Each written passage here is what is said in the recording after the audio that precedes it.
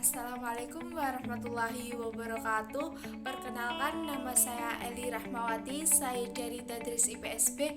NIM saya 208200064. Di sini saya akan melanjutkan video presentasi saya yang pertama dari kelompok 3 sampai kelompok 5. Di sini saya akan melanjutkan lagi, yaitu untuk kelompok 6 sampai kelompok yang terakhir.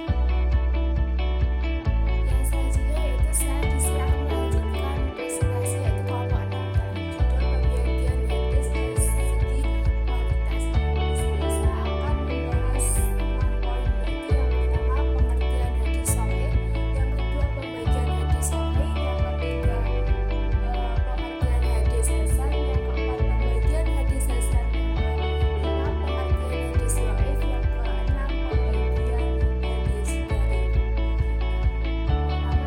hadis dhaif. Pertama saya akan bahas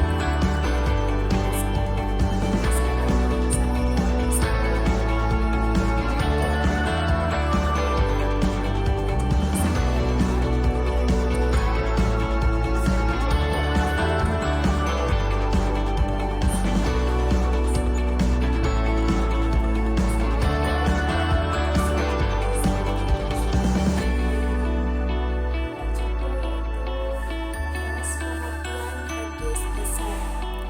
Hadis hasan yaitu qad musyabahah, yang berarti al-jamal, yaitu indah, bagus. Dengan demikian hadis hasan berarti baik atau yang bagus. Secara terminologi, Ibnu Hajar al-Asqalani mendefinisikan hadis hasan adalah hadis yang diriwayatkan oleh perawi adil, kurang sempurna hafalannya, bersambung sanadnya, tidak mengandung ilat dan tidak mengandung syadz. Yang selanjutnya yaitu akan membahas pembagian hadis hasan. Hadis hasan juga dibagi menjadi dua, yaitu hadis hasan li dzati dan hadis hasan li ghairi. Selanjutnya yaitu membahas pengertian hadis dhaif. Hadis dhaif bisa berarti lemah sebagai lawan dari sebagai lawan dari tersebut. Secara biasa berarti hadis yang pertama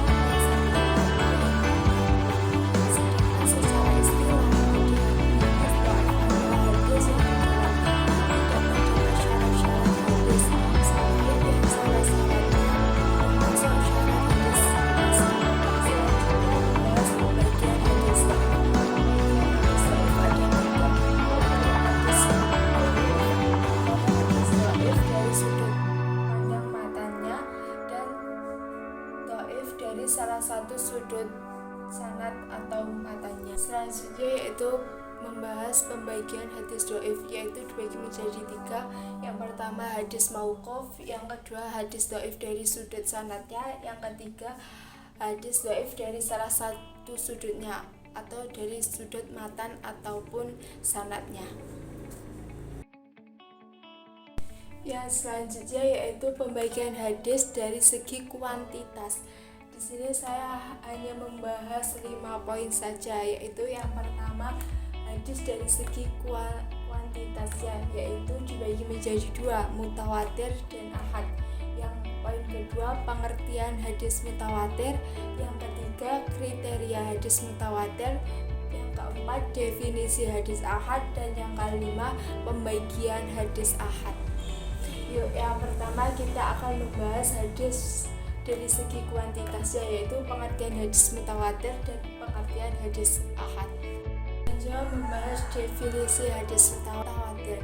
Hadis mutawatir berasal dari kata bahasa Arab, yaitu tawataro, yang berarti berturut-turut atau sesuatu yang datang secara beriringan tanpa disela antara satu dengan yang lainnya. Sedangkan menurut istilah adalah hadis yang diriwayatkan oleh sejumlah rawi, baik terdiri satu tobakoh tingkatan atau lebih, yang menurut adat mustahil mereka bersepakat untuk berdusta, dan hadis tersebut merupakan tanggapan dari yaitu membahas kriteria hadis mutawatir. 1. Yaitu diriwayatkan oleh banyak perawi. 2. Bisa terdiri dari salah satu tokoh atau lebih. 3. Mustahil para perawi bersepakat untuk berdusta. 4. Didasarkan pada tanggapan panca indera. Hadis mutawatir dibagi menjadi 2, yaitu mutawatir lafzi dan mutawatir maknawi. Selanjutnya akan membahas pengertian hadis ahad. Menurut bahasa, ahad berarti satu, sedangkan belum ada kejelasan secara spesifik mengenai pengertian hadis ahad. Tetapi menurut para ulama ahli hadis menjelaskan bahwa hadis ahad merupakan hadis yang tidak mencapai derajat hadis mutawatir, meskipun rawinya ada 1, 2, 3 ataupun seterusnya. Kita akan membahas pembagian hadis ahad, yaitu yang pertama hadis masyhur, hadis azaz, dan hadis gharib.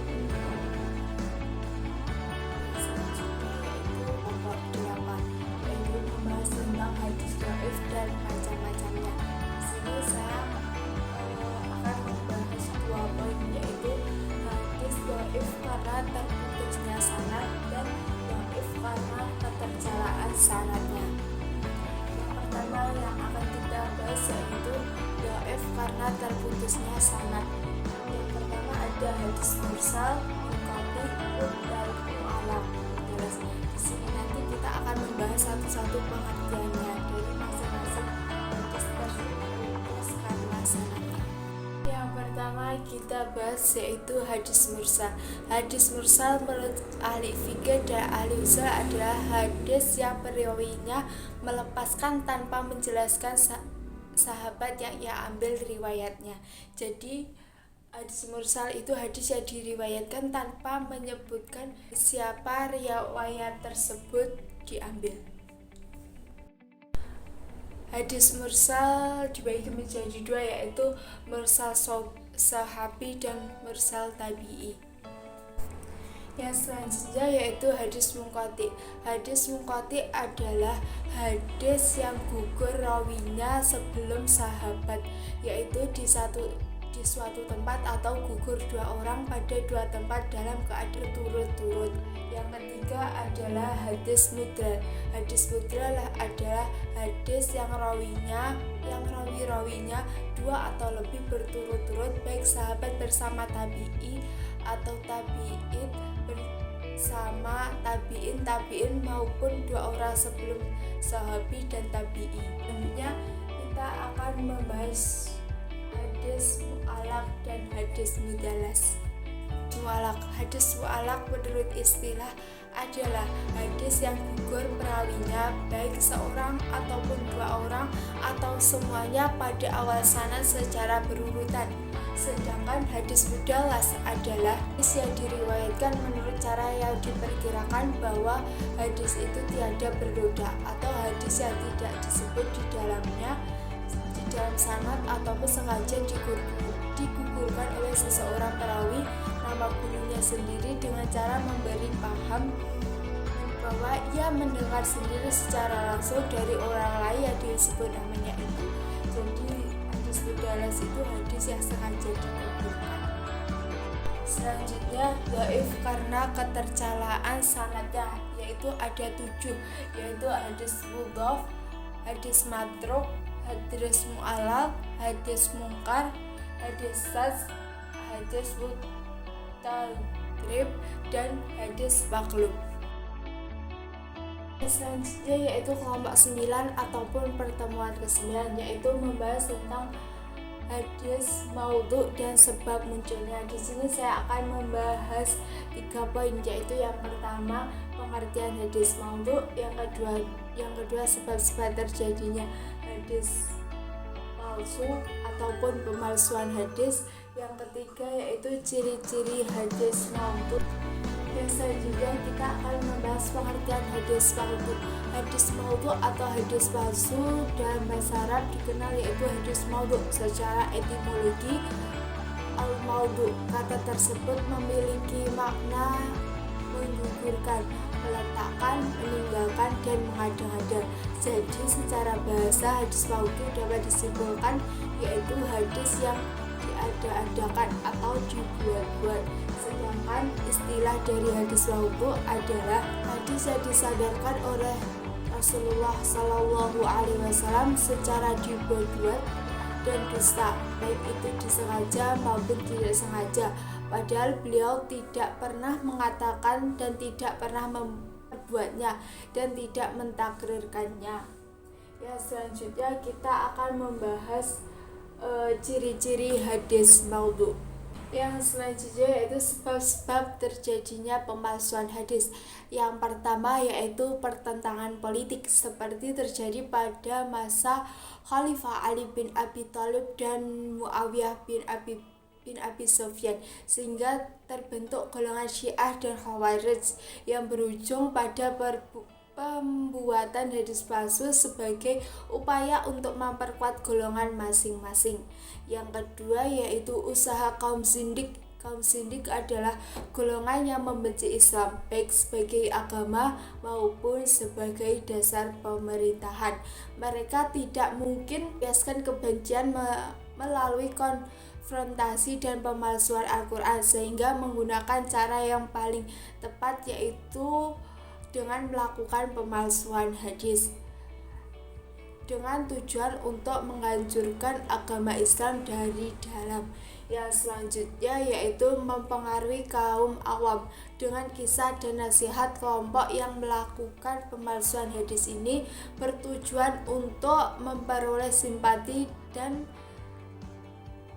sehingga mereka kagum melihat Yang kelima yaitu perbedaan pendapat dalam masalah akidah dan ilmu fikih. Dan yang keenam adalah membangkitkan gairah beribadah tanpa mengerti apa yang dilakukan. Yang ketujuh yaitu pendapat atau memperbolehkan seseorang untuk membuat hadis demi kebaikan. Dan yang selanjutnya kita akan membahas ciri-ciri hadis maudhu atau hadis palsu.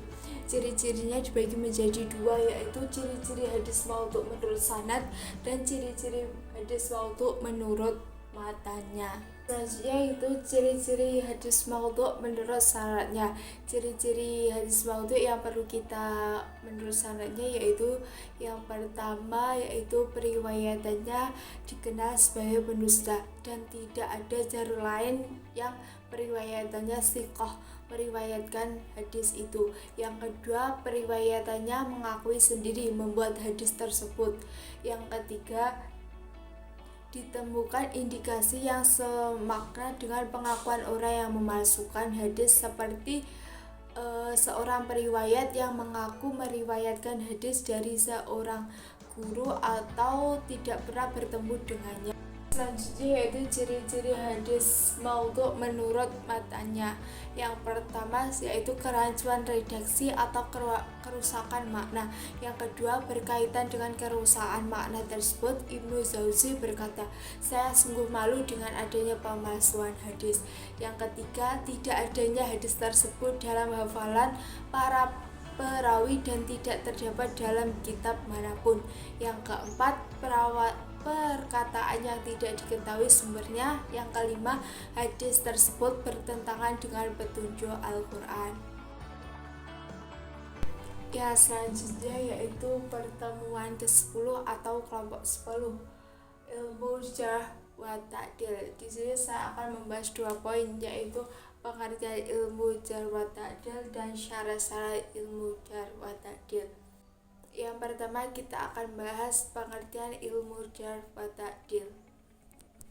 Selanjutnya kita membahas pengertian ilmu jarh wa ta'dil. Menurut istilah jarh ialah menyebut sesuatu yang dengan karenanya tercacatlah si perawi atau menampakkan keaiban yang dengan keaiban itu tertolaklah riwayat. Sedangkan ta'dil ialah mensifati si perawi dengan sifat-sifat yang dengan karenanya orang memandangnya adil, yang menjadi sumbu penerimaan riwayatnya yaitu ta'dil, yang menurut para ulama hadis adalah memuji perawi atau tazkiyah al-rawi dan menetapkannya sebagai seorang yang adil dan dhabit.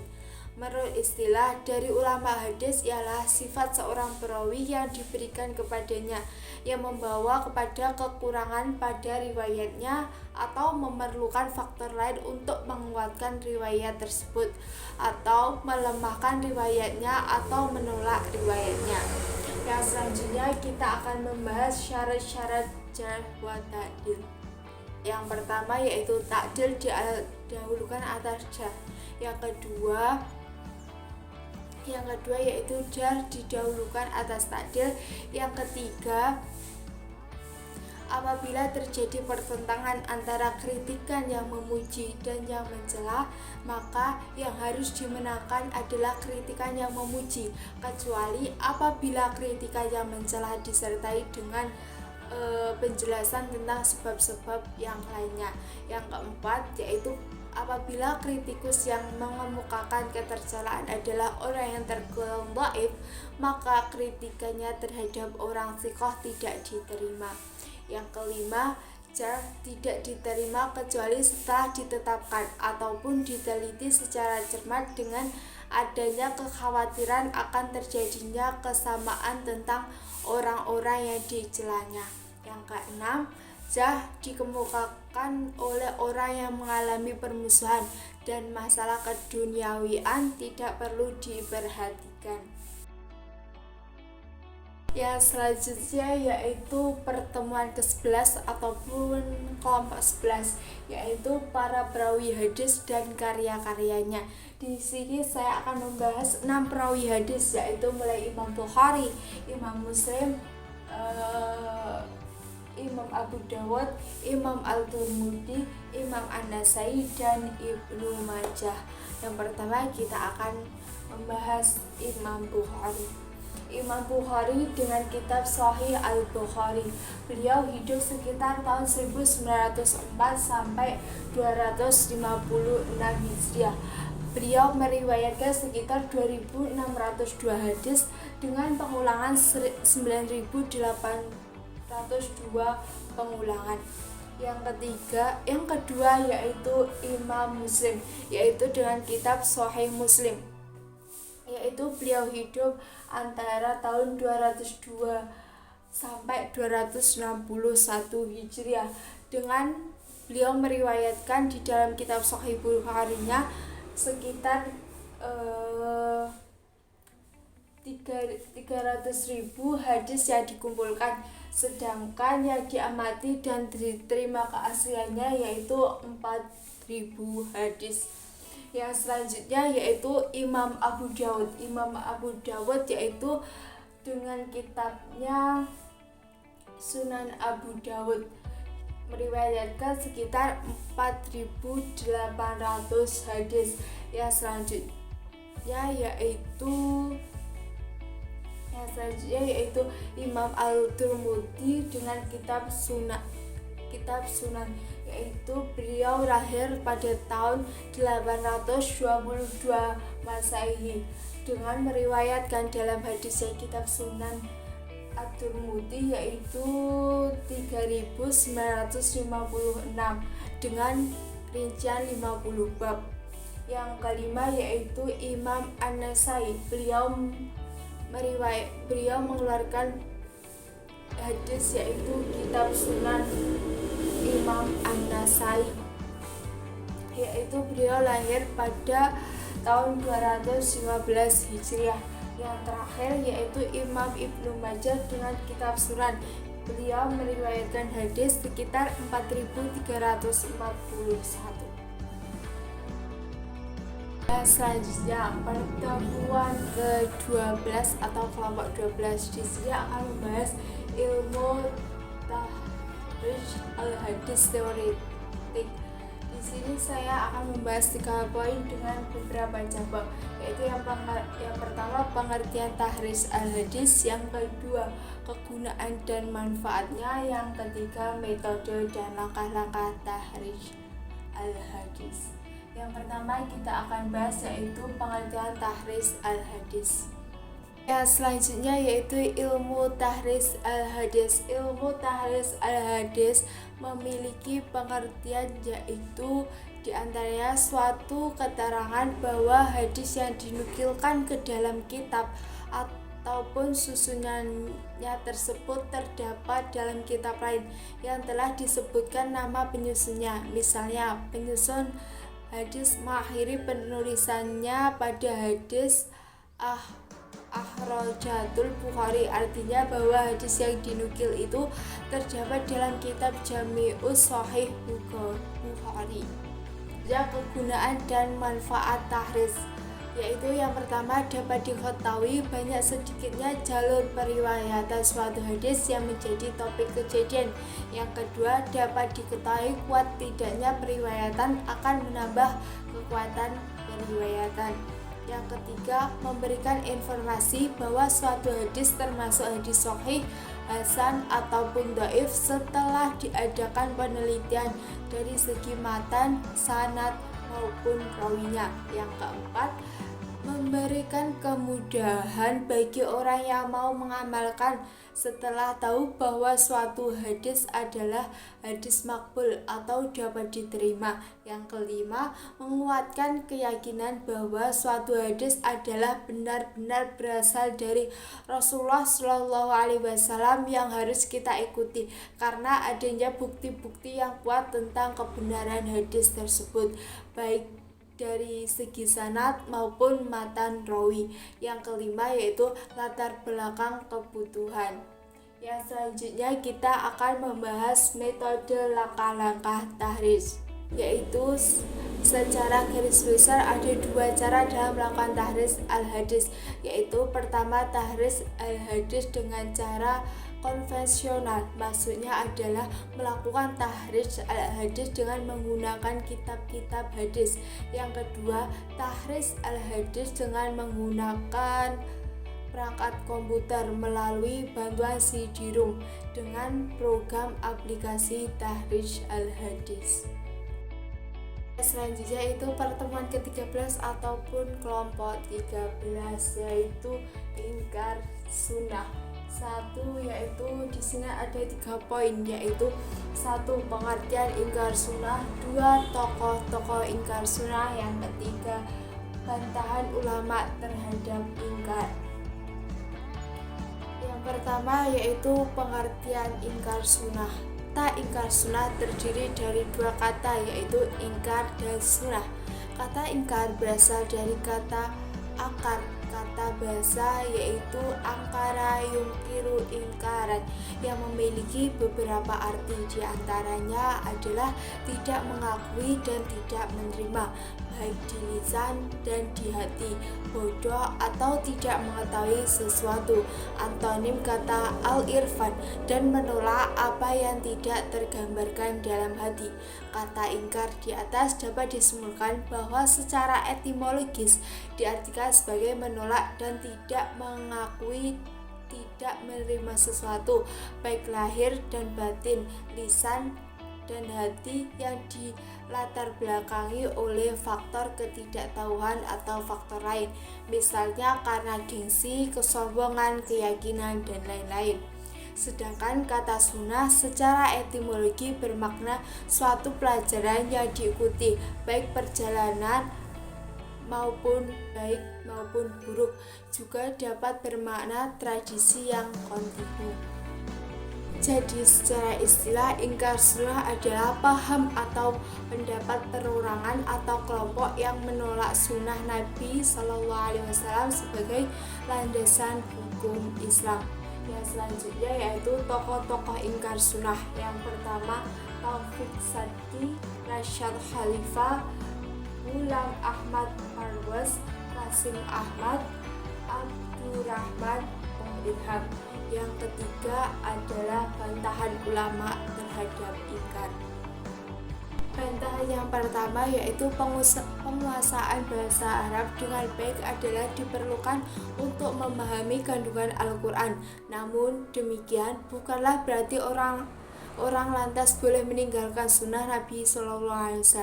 Sebaliknya, dengan menguasai bahasa Arab, seseorang justru akan mengetahui bahwa Al-Quran sendirilah yang menyuruh umat Islam agar menerima dan mengikuti sunnah Nabi yang disampaikan oleh periwayat yang dipercaya al-sadiqun, sebagaimana mereka telah disuruh menerima dan mengikuti Al-Quran. Kedua yaitu kata tibyan atau penjelas yang termuat dalam Al-Quran surat An-Nahl ayat 16 mencangkup beberapa pengertian, yakni yang pertama, ayat Al-Quran secara tegas menjelaskan adanya berbagai kewajiban, larangan, dan teknik dalam pelaksanaan ibadah. Yang kedua, ayat Al-Quran menjelaskan adanya kewajiban tertentu yang sifatnya global. Yang ketiga, Nabi menetapkan suatu ketentuan yang tidak dikemukakan secara tegas dalam Al-Quran. Yang ketiga adalah Imam Syafi'i sebagaimana ulama lainnya mengakui bahwa memang hadis-hadis ahad nilainya adalah zonni karena proses periwayatannya bisa mengalami kekeliruan ataupun kesalahan. Bantahan yang keempat yaitu hadis yang dikemukakan oleh kelompok ingkar al-sunnah untuk menolak kehujahan hadis Nabi SAW dinilai al-Syafi'i sebagai muqati, terputus sanadnya. Jadi hadis yang dimajukan oleh kelompok ingkar al-sunnah adalah hadis yang berkualitas dhaif dan karenanya tidak layak dijadikan sebagai argumentasi. Presentasi dari saya dari pertemuan kedua hingga pertemuan yang terakhir. Apabila dalam saya menjelaskan berpresentasi ada kata-kata yang kurang benar ataupun kurang berkenan, saya mohon maaf. Wassalamualaikum warahmatullahi wabarakatuh.